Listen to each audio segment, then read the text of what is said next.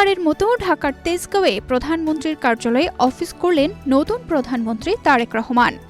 ২১ ফেব্রুয়ারি শনিবার সকাল 10:15টায় তিনি সেখানে প্রবেশ করলে মুখ্য সচিব ABM আব্দুস সাত্তার, অতিরিক্ত প্রেস সচিব আতিকুর রহমান রোমন প্রধানমন্ত্রীকে স্বাগত জানান।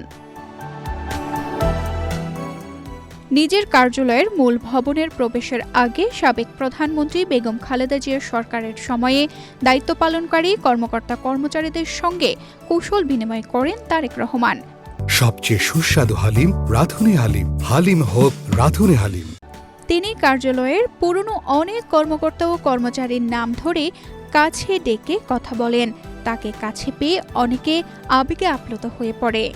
এদিকে কার্যালয় প্রাঙ্গণে একটি স্বর্ণচাপা ফুলের চারা রোপণ করেন প্রধানমন্ত্রী। তিনি মহান আল্লাহর শুকরিয়া আদায় করে বিশেষ মোনাজাত করেন। পরে প্রধানমন্ত্রী মহান শহীদ দিবস ও আন্তর্জাতিক মাতৃভাষা দিবস 2026 উপলক্ষে বিশেষ স্মারক ডাক টিকিট উন্মোচন করেন। এরপর প্রধানমন্ত্রী সংশ্লিষ্ট কর্মকর্তাদের সঙ্গে সংক্ষিপ্ত মতবিনিময় করেন এবং দেশের গুরুত্বপূর্ণ প্রশাসনিক বিষয়ে প্রয়োজনীয় দিক নির্দেশনা প্রদান করেন। প্রধানমন্ত্রী তার নতুন কর্মস্থলে দেশের মানুষের সেবায় নিজেকে উৎসর্গ করার অঙ্গীকার পুনর্ব্যক্ত করেন। এর মাধ্যমেই তেজগাঁও কার্যালয়ে নতুন সরকারের প্রশাসনিক কার্যক্রম পুনরুদ্যমে শুরু হলো। এ সময় প্রধানমন্ত্রীর প্রতিরক্ষা উপদেষ্টা brigadier general doctor AKM Shamsul Islam সহ অন্য কর্মকর্তারা উপস্থিত ছিলেন।